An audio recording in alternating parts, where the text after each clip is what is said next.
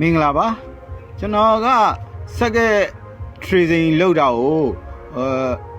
ပညာမရဘူးဘာညာပြောတော့အခုဘယ်လိုလိုက်မလဲဘယ်လိုပညာကိုရှာမလဲဆိုတာဟိုကျွန်တော်ပြန်ပြောပြမယ်နော်အဖြေကတော့ဒီ internet ကိုသုံးရမယ်စာအုပ်ဖတ်ရမယ်အရင်ကဆိုစာအုပ်ဖတ်မှာဗျာအခုကျတော့ internet ကိုသုံးရမယ် internet မှာစက်ကက်တွေရှိတယ်နော်အခုကျွန်တော်ဟိုနေ့ကလိုက်တဲ့ဒီ 4.2 ကိုနော်Smart Power Supply design မျိုးပဲเนาะ internet မှာရှိတယ်လိုက်စရာမလိုဒါပေမဲ့မတူတာကိုကျွန်တော်တို့ကဘယ်လိုသိရမလဲဆိုသဘောတရားအခြေခံကိုနားလည်ရင်ဒီမတူတာတွေကို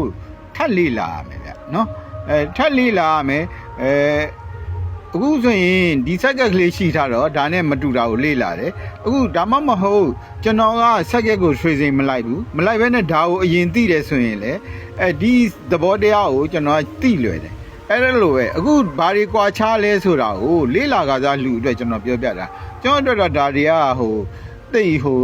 မထူးဆန်းမှုပေါ့ဗျာအစတည်းကကြိလိုက်တာနဲ့သိနေတယ်ဘာမှခြားနာချက်ရှာစရာမလိုအခုဆိုခြားနာချက်ရှာရမယ်เนาะကျွန်တော်ပြောပြမယ်ခြားနာချက်ကဘာခြားနာလဲဆိုဒီမှာအဝင်ဒါ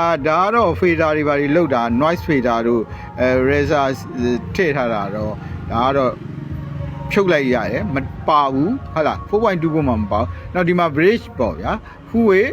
rectifier ထည့်တယ် capacitor 10 microfarad သုံးတယ်เนาะဘိုးကတော့400ခန့်နိုင်ရယ်เนาะဒီမှာကျတော့တခါ halfway သုံးတယ်ဟုတ်လားဒီမှာဆို halfway တခါတည်းလှုပ်လိုက်တယ်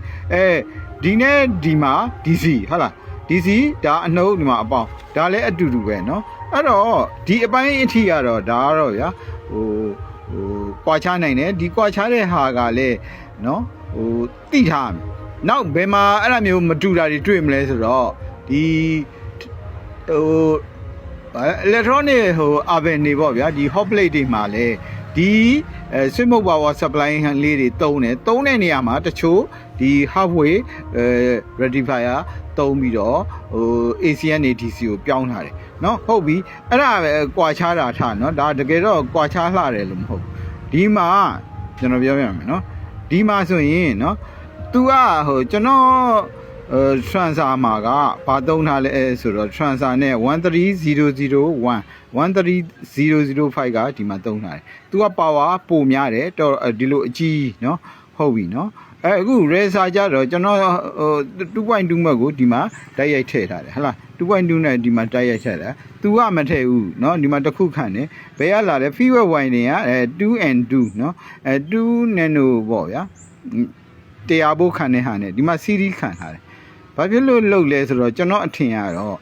ဒီမှာเนาะဒီလို supply လာမယ်ဆိုတော့အပေါင်းအနှုတ်ဒီမှာ feedback ကလည်း तू ကဘာလာလဲဆိုတော့ဒီလိုလာတယ်အပေါင်းအနှုတ်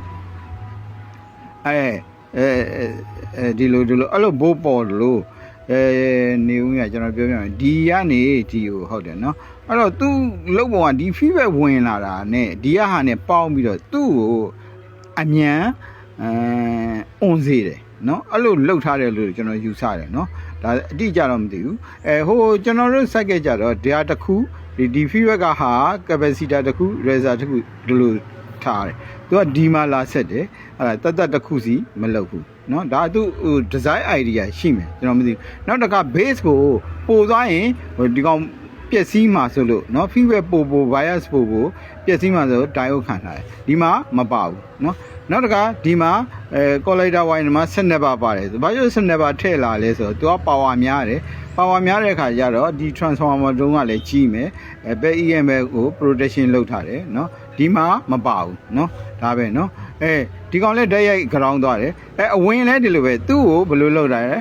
ဒီ emitter နဲ့ဒါကเนาะဒီမှာ auto coupler က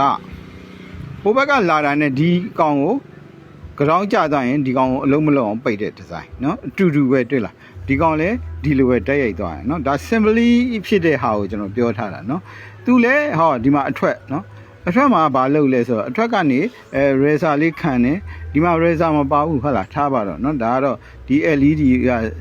razor ခံပြီးတော့ဒီမှာ Zener တကယ်တော့เนาะတကယ်တော့ဒီလိုရှင်းလိုက်ရင်လည်းရတယ်เนาะZener ဘယ်လို CD ပါလမ်းဗျာဘယ်လိုထားရတယ်တကယ်ကဒီနှလုံး CD ထားလဲရတယ်အခုသူကြတော့အဲ့လိုလုပ်ထားတဲ့ design ကဘာမှမဟုတ်ဘူး ဒီကောင်က TL431 ကဒီဇီနာဘိုအားကိုဒီ racer နှစ်ခုနဲ့ပြောင်းလို့ရတယ်အဲ့ဒါကြောင့်သူလှုပ်ထားတယ်ဒီကောင်ကျတော့ဇီနာအသေးနဲ့လှုပ်ထားတယ်နော်ဇီနာအသေးနဲ့လှုပ်ထားတယ်ဟာဒီမှာတော့ဟို program လှုပ်ထားတယ်ဇီနာနော်အထွက်ကအတူတူပဲတွေ့လားသူက15ဖို့ပေါ့ဗျာနော်ဒါပဲနော်အတူတူပဲနော်လှုပ်ပုံလုံနေရဟုတ်လားဒီလိုပဲနော်ဒီကောင်လဲဟိုဒီကလာတယ် racer လာတယ်ဒါCD ပတ်လမ်းမှာဗျာဟိုဂျားထဲမှာလာထားလဲရတယ်တကယ်တော့ဇီနာအောင်နော်ဇီနာနှစ်ခုနဲ့ racer ဂျားထဲမှာထားလဲရနော်အတူတူပဲတွေ့လား design idea တူတာပြောတယ်အဲ့တော့ကျွန်တော်တို့ကဒီမှာဘာဒီ circuit လေးကဘာမှတ်လို့ရတယ်6ဘက်ရှိတယ်6ဘက်ကို15ဖို့ဟုတ်လားဒါက4ဘက် feedback ကအဲ့ဒါလေးတွေမှတ်ပြီး6ဘက်ကိုဆင်ရတာပေါ့ဗျာဒီမှာကြတော့ဘယ်လောက်လဲဒီကောင်28ပတ်28ပတ်ကိုတဲ့ into 2လို့လောက်ထားတယ်နော်အဲ့ဒါဘာဖြစ်လို့လဲဆိုတော့ဒီနှစ်ပင်ကဒီလို CD ဆက်ထားတယ်နော်အဲ့နှစ်ပင်ကိုပူးပြီးပတ်ထားတာတကယ်တော့ပူးပတ်ပြီးတော့သူပြန်ခွဲထားတာခွဲအဲ့လိုဒီလို CD လောက်လိုက်တာနော်ဒါသူ့ရဲ့flight density မြင့်အောင်လို့ပါလို့သူအထာရှိတယ်နောက်ကျိုးလဲပျော့ပျော့ပေါအောင်ရှိအောင်လက်တွေမှာနော်တချို့ swim mode power ဆို line 5 volt တွေဘာတွေပတ်တဲ့ဟာရှိတယ်အဲ့ဒါ secondary မှာလည်းအဲ့လိုပဲပူးပတ်တယ်ပူးပတ်တဲ့အကြောင်းကသူတို့ပူးပတ်ပြီးတော့ဒီလို CD ပြန်မလုပ်ဘူးအပူအတိုင်းပဲပြန်ထုတ်လိုက်တယ်သူက MPR များများဟိုနိုင်အောင်လည်းဖြစ်နိုင်တယ်ပေါ့နော် skin effect တို့ဘာလို့လဲရှိမှာပေါ့ဗျာဒါပေမဲ့လက်တွေမှာသူတို့အဲ့လိုပူပြီးပတ်ထားတယ်ကျိုးအတုပ်အကြီးတစ်ချောင်းကိုမသုံးဘူးနော်နှစ်ပင်ကိုပူပတ်ထားတယ်နော်ဒီလောက်ဆိုရင်လက်တွေပိုင်းဆိုင်ရာကိုသဘောပေါက်လာပြီနော်စက်ကက်တွေလေ့လာတဲ့အခါမှာလဲနော်ဒီလိုမျိုးစက်ကက်ကိုကိုယ်သိတယ်လေ့လာတယ်ဆိုရင်ဟုတ်လားဒါမျိုးဟာလေးကိုလည်းသိမယ်ဟုတ်လားအခုတချို့လူတွေကထင်တာဗျာကျွန်တော်က 4.2 ပြောတော့ဒီဟိုဗာလဲဖုံးချကြတို့ဘာတို့သိကျင်တယ်လို့ဖုံးချကြတယ်ဒီမှာဟိုးတော့လာတဲ့ဖုံးချကြဒါမျိုးလေးနော်သူလဲ swing mode power supply ဟာ auto coupler နဲ့ဘာနဲ့သဘောတရားတွေအတူဒါမဲ့သူကအဝင်မှာ racer လေးတွေပါလေးတွေပါတယ် protection ပါတယ် full way သုံးတယ်အဲ့လောက်ပဲเนาะနောက်တစ်ခါဒီဖုံးချကြလဲဒါပဲတကယ်တော့အတူတူတွေပဲเนาะဟို swim mode design ကိုသိရင်ဒီ charger လေးကြောင်းသိရင်ဖုံးချကြလဲသိတယ်နောက်ဆုံးဗျာဟို aircon မှာဒါမျိုးလေးတွေသုံးတယ်ဗျာဟို low voltage supply လေးတွေ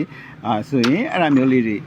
သုံးတယ်နော်အဲ့ဒါကြောင့်ဟိုပညာရအနေနဲ့သဘောတရားကိုနားလည်သွားရင်ကျန်တာတွေလည်းတကယ်အလိုလိုသိတယ်နော်တစ်ခုချင်းလိုက်တင်တယ်ဟိုဖြတ်လန်းတင်ပိုတက်ဖို့ကကြာတယ်ကြာတကယ်နော်သူကသူအစီအစဉ်တိုင်းသွားရင်အချိန်တန်ရင်တက်သွားလိမ့်မယ်နော်အဲ့ဒါအခုကလူတွေက